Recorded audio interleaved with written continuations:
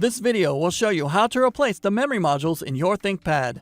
The process in this video will work for the ThinkPad P16s Gen 3 and Gen 4 Intel models. You'll need a screwdriver kit, a non-metallic pry tool, and 15 minutes of your time.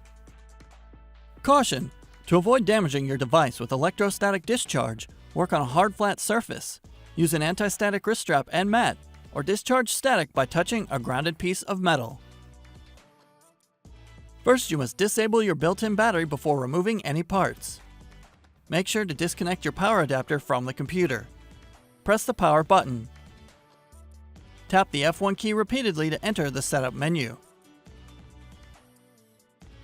Select the config menu. Select the power menu option.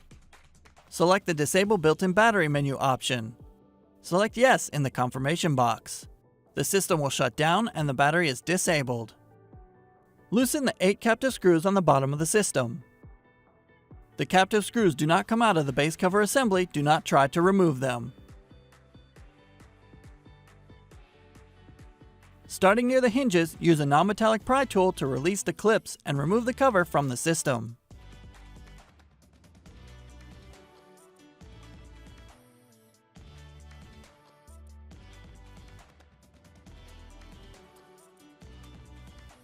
Lift the flap, press the clips outward to release the memory module, and pull it from the slot.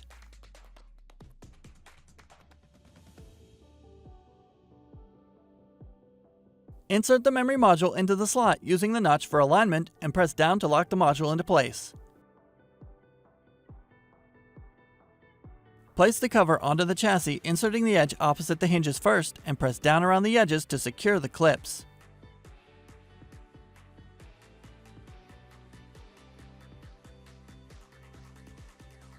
Tighten the 8 captive screws on the bottom of the system.